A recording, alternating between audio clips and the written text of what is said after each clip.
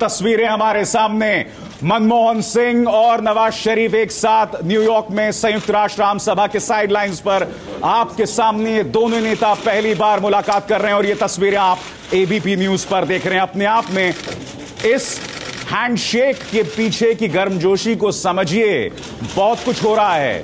भारत में जम्मू में एक बहुत बड़ा हमला हुआ जिसमें हमारे 9 लोग शहीद हो गए और उस बात की पृष्ठभूमि में भारत की तरफ से उनके रुख बहुत तल्ख हुए। आप देख सकते हैं हमारे साथ दोनों पक्षों के अपने अपने नेता यहां मौजूद। हम सीधे रुख करना चाहेंगे आशीष कुमार सिंह का। आशीष, क्या उम्मीद की जाए, joint statement, joint press conference? जी नहीं, अभी sir joint press conference, joint statement का अभी तक कोई इरादा नहीं है। दोनों ही तरफ से स्पष्ट किया गया है कि साझा तौर पर कुछ सामने नहीं आना है।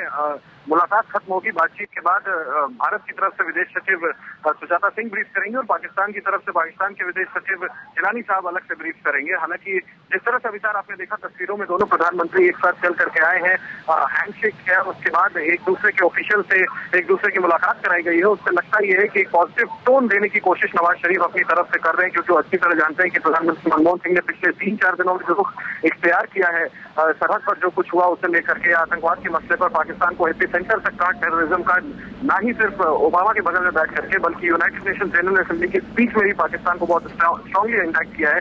मुझे लगता है कि नवाज शरीफ ने जिस तरह से कहा था अभी सर, आज से 4-6 रोज पहले जब उन्होंने हमसे बात की थी, उन्होंने कहा था कि I wish to pick up the thread from where we had left in 1999। उनकी कोशिश होगी कि एक पॉजिटिव टोन दिया जाए, क्योंकि वो अच्छी तरह जानते हैं कि भारत का जो पक्ष रहेगा वो बहुत सख्त रहने वाला है। प्रधानमंत्री मनमोहन सिंह का रुख बहुत सख्त रहने वाला है और कुछ कड़े सवालों के जवाब। आशीष, न सिर्फ भारत का टोन सख्त रहने वाला है बल्कि नवाज शरीफ का भी जो दिल का दर्द है वो छलक गया।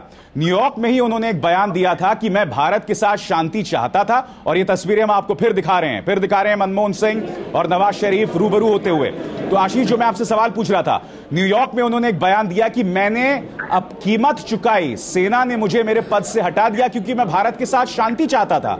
तो एक दोहरी तस्वीर यहां पे दिखाई देती है आशीष। जी हाँ, बिल्कुल अभी सर, आपने ठीक कहा। यहाँ पाकिस्तानी अमेरिकियों को जब संबोधित कर रहे थे 2 रोज पहले नवाज शरीफ, उन्होंने ये इंपॉर्टेंट बात कही थी कि मैं जो पीस टॉक्स जारी कर रहा था इंडिया के साथ, उसकी वजह से मुझे बर्खास्त किया गया था।